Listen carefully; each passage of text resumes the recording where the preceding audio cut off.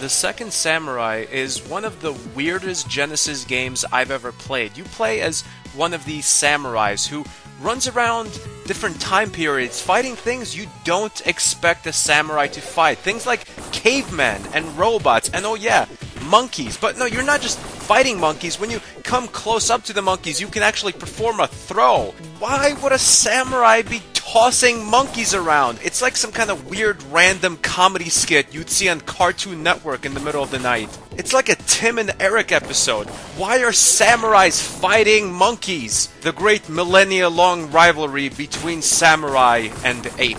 Now, when the samurai just starts off, he runs around just punching and kicking things, which is very out of character for a samurai, because the point of a samurai is to have a samurai sword.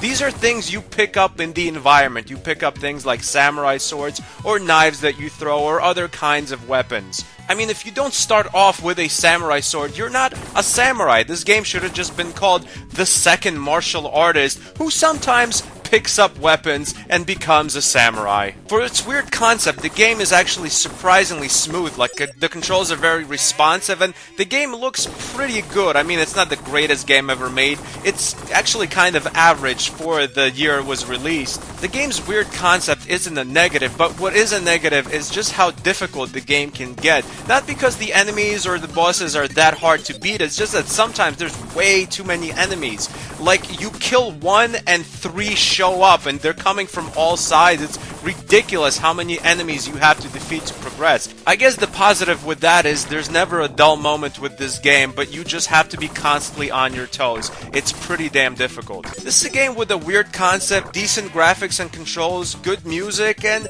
a pretty steep difficulty. Samurais punching robots and cavemen in the face and then tossing monkeys like it's some kind of weird WWE match is not exactly a genre of gaming kids would be jumping at in the early to mid 90s. Saying all of that, I had fun with this game. It's not a great game, and I wouldn't even say it's a good game, but it's pretty decent. This obscure and completely randomly insane title gets an official stanburdman rating of a 6.7 out of 10. I really hope Jane Goodall never plays this game because she might just shed a single tear. Thanks for watching. Goodbye, my friends.